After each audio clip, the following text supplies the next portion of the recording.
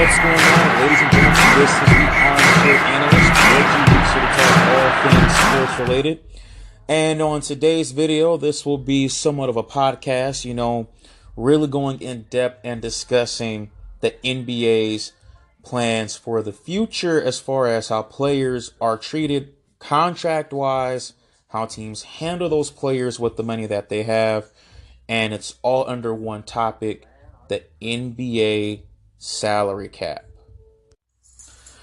So, if you don't know, every single professional league in North American sports has a salary cap, and it's either a soft cap or a hard cap.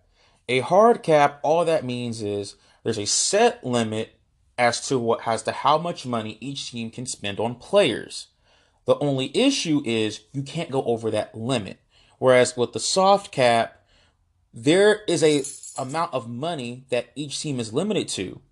But if you have the income as a franchise, you can go over based off of certain rules and regulations as long as that money is paid back to the league because you go over. That's the catch.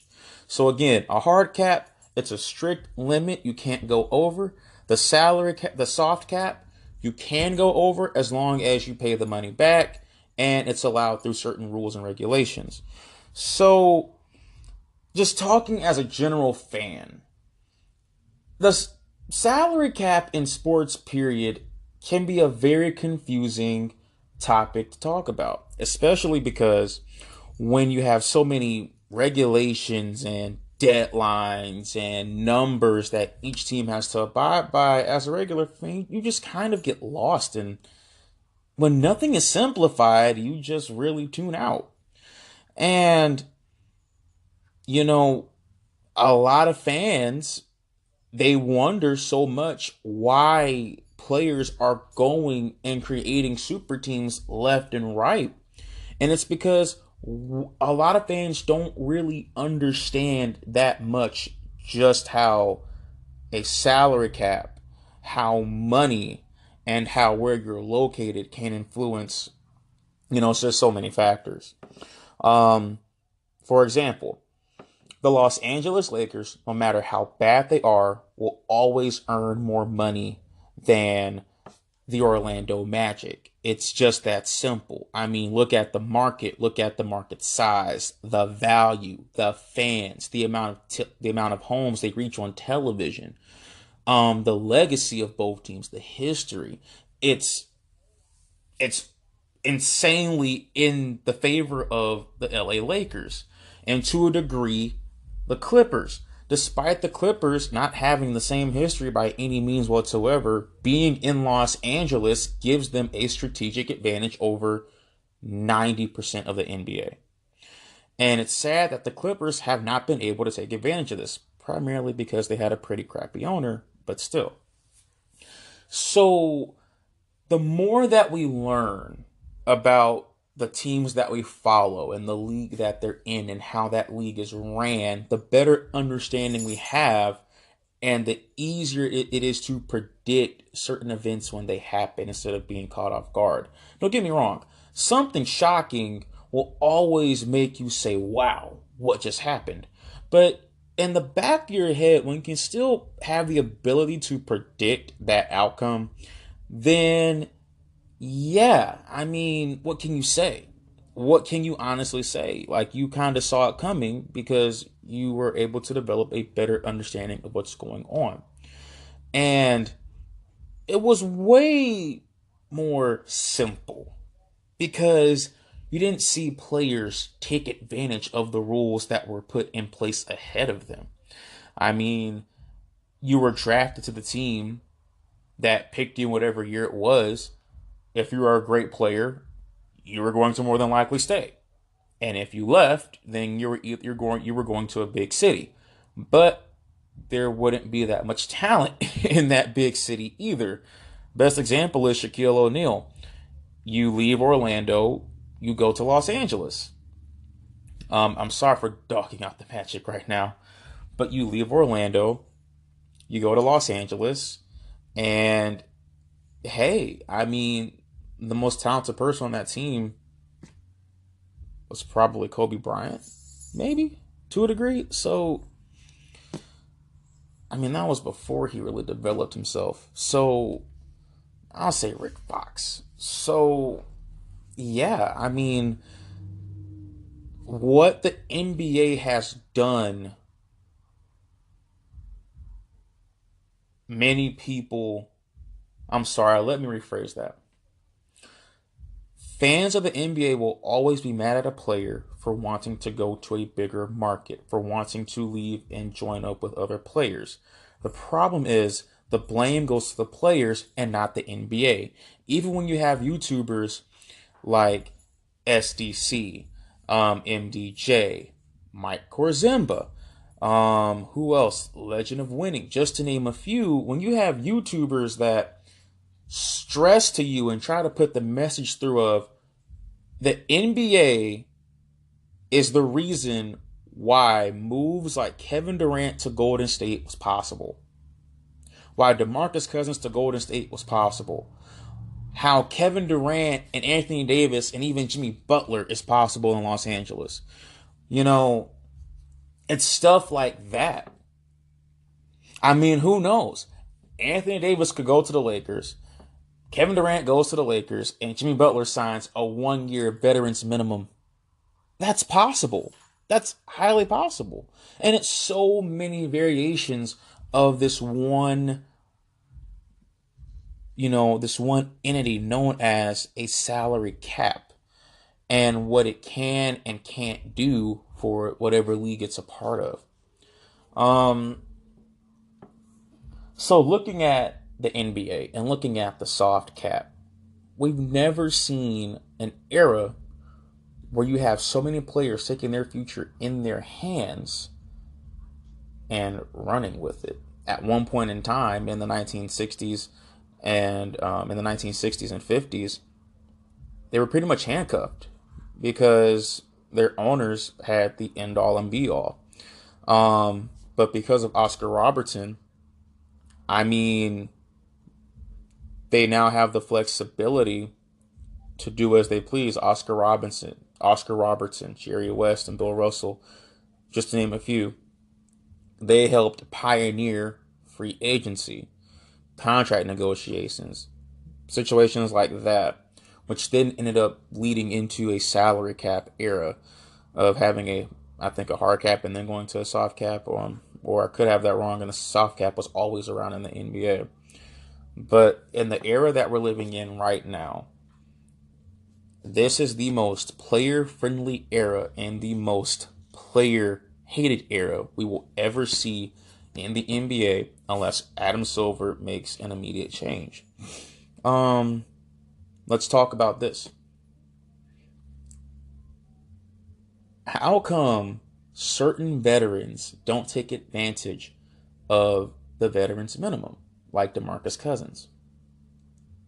Why is it when teams are looked at as potential free agent destinations, only 2 max contracts are available, but nobody brings up that veterans minimum until DeMarcus Cousins finally exposed it and now we're talking about it, and you have fans wondering, where did this veterans minimum come from? But again, 50 years ago, players didn't have that flexibility. 50 years now to the present, you're seeing players do as they please at whatever will they choose. Honestly, $5 million can have you live comfortably in Los Angeles and New York combined, if we're going to be honest with ourselves. So, why would players want that max contract so badly? Because, of course, they want to be secure, and there's nothing wrong with that. But I'm surprised you're not finding more veterans take minimum contracts or taking less money to get more players to come play with them in this era where we're seeing so much flexibility. I wouldn't be surprised if somehow, some way, the Lakers or even my favorite team, the New York Knicks, they somehow get 5 All-Stars out of nowhere to come play on their team all in one summer.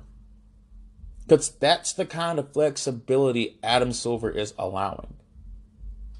So when we talk about the future and we talk about You know, what does this mean for future endeavors with the league? Will the NBA, have a sharp decline, or will they actually gain fans? Max Kellerman is always saying it's like seeing two heavyweight fighters compete in a prize fight when, Cleveland was battling Golden State for 4 years in a row. But it got boring really quickly. The first 2 years were the most entertaining years of that Cavalier-Warrior rivalry. The last 2 years were the most predictable years of that Cavalier-Warrior rivalry. And it was very predictable that LeBron's going to end up in Los Angeles. A lot of people said Philly. Some people said maybe back to Miami. Maybe the Clippers. Who knows?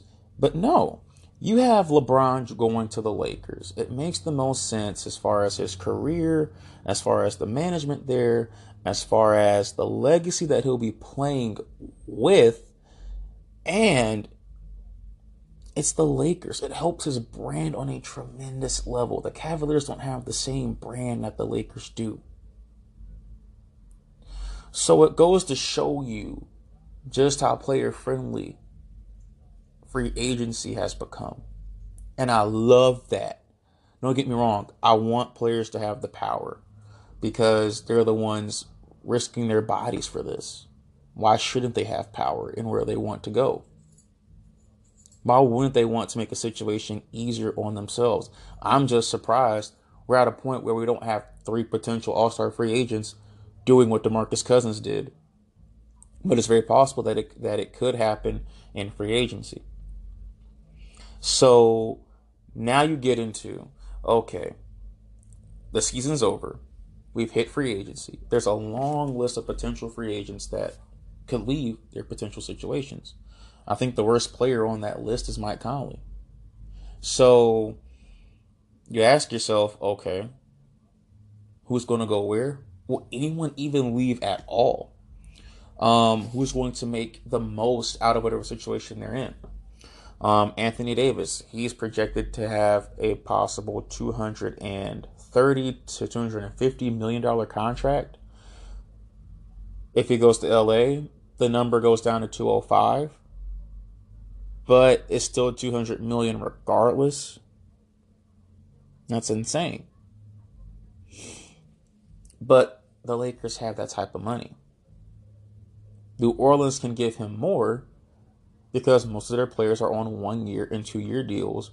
They're young players. They're young rookies or young 2-year sophomore players, sometimes maybe a 3 to 4-year vet. And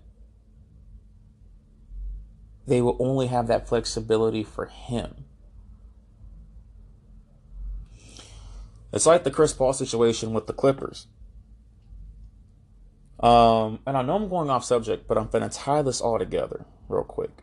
Chris Paul, he turned down a $200 million deal to go to Houston for $150. Well, eventually $150. Because he wanted to win. And he's playing next to James Harden, who was the most recent MVP winner. Congrats to him. But the Clippers didn't really have that flexibility for anyone else. But didn't you just say they're in Los Angeles? Yeah, I did. So how come they only had that flexibility for Chris Paul? Because as a team, there's so many factors that play into how certain markets and certain franchises got the players they did. It irritates me when certain people in the media, certain YouTubers, they still wonder, how did Golden State get DeMarcus Cousins and Kevin Durant? It's Golden State. How did they get those 2 players? How is that possible? Where is this money that Golden State is getting? How do they have so much money? And it's because, I'm sorry, it's because of this. The Golden State Warriors play in a top 10 media market, San Francisco. They're by Silicon Valley. The Bay Area is their playground. Northern California is their playground. And the more you win, the more money people are willing to spend to see you win.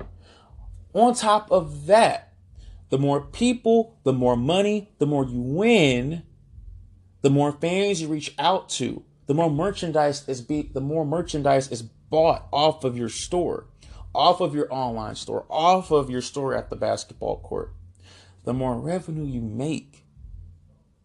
Even if you're bad, but you're the Knicks or the Lakers or the Celtics, because of your name alone and what you have historically alone will put you over the top. That's why New York will always be a free agent destination for max dollars for 2 or 3 players no matter what, because New York has the money and they're able to pay it back. And Golden State is at a point where they have so much money that they get year in. They could sign DeMarcus Cousins for a minimal deal, not a $5 million deal, but a minimal deal regardless, not the max, and still sign Kevin Durant to a max deal, and still keep Klay Thompson, and still keep Draymond Green. As long as they pay the money that they go over back to Adam Silver, they can go over as much as they want because they would have the income to do it. It goes the same way for the Los Angeles Lakers, the Knicks, and the Celtics. So when we talk about the salary cap and we get mad as fans as to why players are going to certain areas and certain teams, and it's like, my team will never get this player, but all these other teams are getting these players. It's because of their value at that point in time and their value historically. And the Clippers' value at that point in time was good. It was good, but it wasn't Laker level. It wasn't Celtic level. It wasn't Knick level. Why do you think that summer, and I could be wrong, Chris Paul was the only one that was talked about of potentially getting $200 million? The Clippers really didn't have the revenue to pay Blake Griffin $170 million. At the same time, paying Chris Paul $200. That's not going to fly. Oklahoma City. They're in the worst salary cap position possible. Paul George, $150 million. Russell Westbrook, $200 million.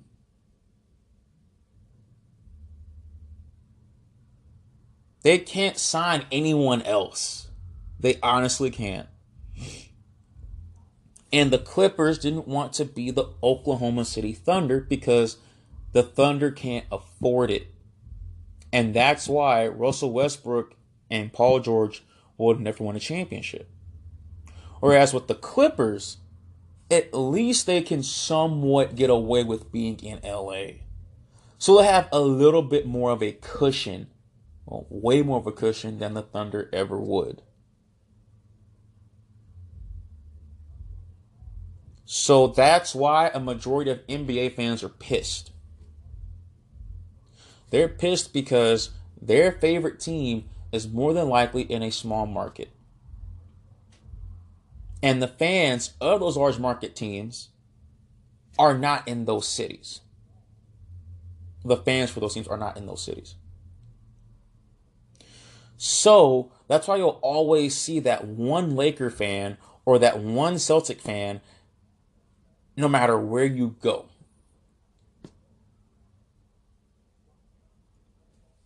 Because their reach is unmatched by any other team.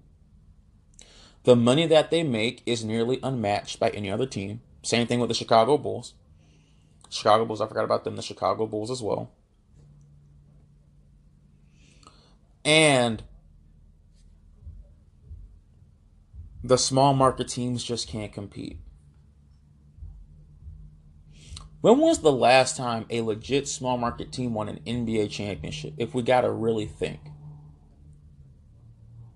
It would have to be probably San Antonio. But then think about that. San Antonio never signed anyone big in free agency. Why? Simple. Does San Antonio really have the money to do it? As good as the Spurs are, you're more inclined to see a Laker fan than a Spurs fan walking down the street, and it's just fact. So it's sad, but it's true. Because of the NBA and because of Adam Silver still keeping the soft cap around, large market teams have a monopoly. And you're only going to see primetime players go to primetime locations.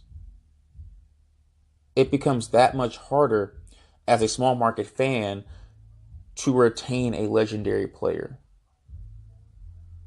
It really does. And it's sad to say that, but that's the era we live in now. And it all began in the 90s.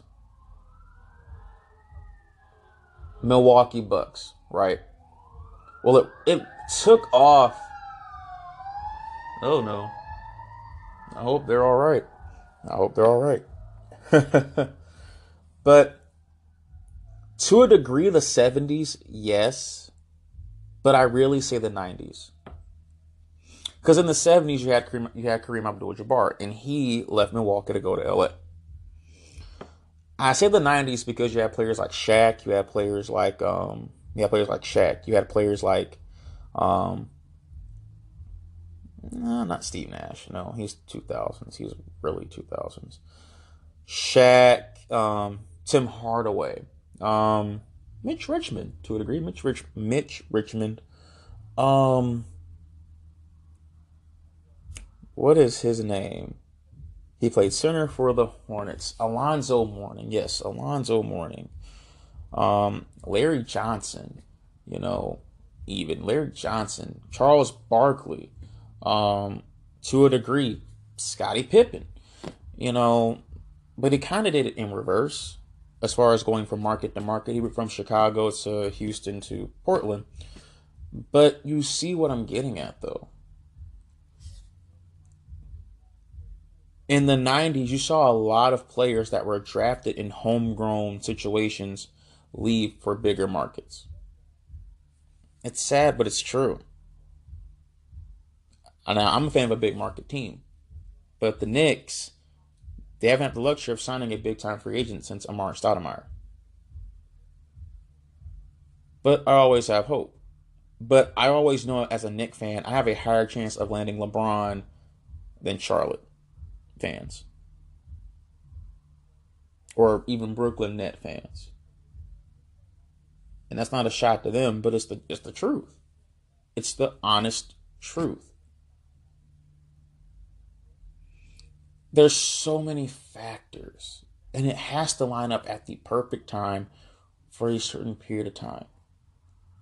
And when you look at, once again, teams like the Knicks and the Celtics and the Lakers, they'll always have the money because of where they're located. They'll always have the money. That's the kind of flexibility they have. Can contracts be crippling like that? Yes. But will they make that money back hand over fist? Yes, they will. Yes, they will. The Hornets can't afford that luxury. The Hornets can afford to pay that great player they drafted. They can't afford anything else outside of that. The team that you get drafted to as a player will always have the liberty of paying you the most money when you become a free agent. Because I think it's a rule where if you achieve a certain amount of accolades, in a certain span of time, you're eligible for a max extension as a rookie extension. And then after that, you can make more money than that. I think it was Derrick Rose that did it. It was the Derrick Rose rule because Derrick Rose won the MVP. He was the youngest MVP winner, and I think he won the MVP in his second season. So because of what Derrick Rose did, that's how NBA rookies can get paid a crap load of money after their, towards the end of their 4-year contract. And at the end of that contract, they can re-up and make possibly nearly $300 million. Russell Westbrook is the prime example. No other team was going to give him that much money because they couldn't. Another example would be Anthony Davis, possibly. Joel Embiid, after another 4 years, so in about 2022, 2022, he could possibly re-sign for $300 million, maybe, if the salary cap continues to go up. So, yeah, this is the era that we live in. And it's just having a conversation, the soft cap. And, just talking about where the NBA is and the possibilities of what it can lead to. And there's a lot of possibilities that it can lead to. I don't think Kevin Durant to Golden State make the Warriors more popular. But I don't think it made the NBA landscape outside of LeBron that much more watchable. You always have your loyal fans, don't get me wrong. But as the league continues to progress, they have to find new ways to attract new fans or to keep the same fans. So in this era, people are threatening not to watch basketball anymore. That's a lie. They're going to still watch it. It's just the interest level will go down. But now that you see Golden State looking vulnerable, Kevin Durant possibly leaving, people saying DeMarcus Cousins short isn't going to stay, or if Kevin Durant stays, Draymond Green is out. Because of the fact that you're seeing cracks in the armor of the best team in basketball for the past 5 seasons now, or 4 seasons now, you're seeing those cracks. You're seeing the armor break, and it's making basketball interesting again to pay attention to. It'll always be interesting to watch, but to pay attention to and to be invested and to love it, that level of interest is coming back. So I don't think the soft cap in the long run is a good thing, because DeMarcus Cousins exposed a fatal flaw in the soft cap. And because he exposed that flaw, I guarantee you in the next 2 to 3 years, 2 more primetime free agents will do the exact same thing if they were in DeMarcus Cousins' position. I won't even say that. I guarantee you in the next 2 to 3 years, you'll see probably 2 more free agents try to do what DeMarcus Cousins just did, because it's possible. Or at least consider it. They'll at least considering doing what DeMarcus Cousins did. And they will have the power to get away with it unless Adam Silver steps in and changes some guidelines. So that's my 2 cents on the whole situation with the soft cap in the NBA and what the future could really entail. What are the possibilities of the future as well? I'm really inclined to see where this will lead. I think deep down, we'll still watch the NBA regardless, like I said before. But the amount of atmosphere in the room, and the authenticity of the game is coming back. But because you see so many players going to big market locations, it's going to make small market owners, GMs, and fans feel less than. But if they haven't figured it out, they were already less than. And I'm not trying to throw shots at these small market teams, because it's not their fault. It's not the fans' fault. It's just the fans, they know that they're living with a franchise that, unless they draft homegrown talent and hope that they all stay, They may never see their small market team win a championship unless they pull off the miracle of miracles. They may never win a championship. So that's my 2 cents on the situation. Do I think it's right? No. Am I all for the power? Yes. But the season is now becoming a lot more interesting to watch again, even as a Knicks fan. They're 9-25. You just lost to the Hawks. So it's a struggle. But knowing that there's a chance Kevin Durant could leave the Warriors and come to New York, there's always a chance that LeBron could have been a Knick. And he said that himself. Or perhaps Kemba Walker being a Knick, or Damian Lillard being a Knick. It's that possibility. But I'll even throw in a positive for small market teams. The experience of watching a homegrown player develop under your system and your tutelage and see them become something more. That's a feeling that is equal to that, if not greater than, a all-time great player or all-star caliber player joining your franchise in free agency. The difference is you got to see the growth for the past couple years. On the other hand, you're hoping that the talent that they'll bring to the team will stay now that they've signed a new contract to join a new team. So small market fans will always have that. And I love seeing small market teams do good things. It's always fun to see a small market team come out of nowhere and shock the world.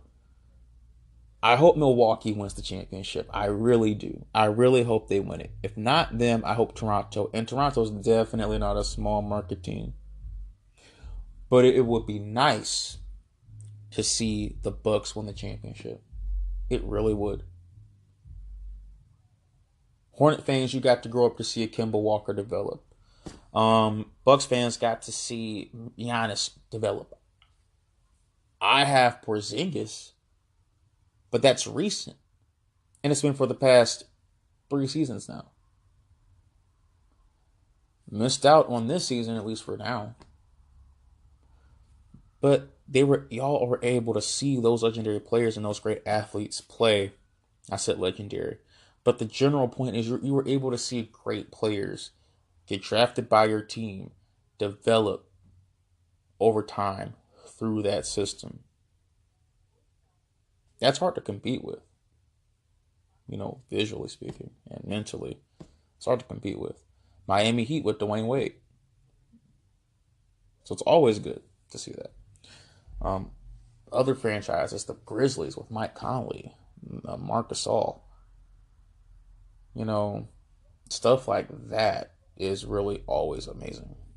Even Sacramento with DeMarcus Cousins. Even Sacramento. But it's always nice to have that. But it does severely hurt your chances of winning a championship. Or even seeing a potential finals run. And it's really sad. But I want to thank you for listening to the podcast about, the soft cap in the NBA. I think I'm hitting almost 35-minute mark. I apologize for that. But again, thank you for watching. Hope you stick around for some more podcasts in the future. There will be more coming along as time passes. Believe that. Getting more general opinions from more of my friends and more people that I know. And just having conversation. So I hope that you have a good day. I'll see you soon. And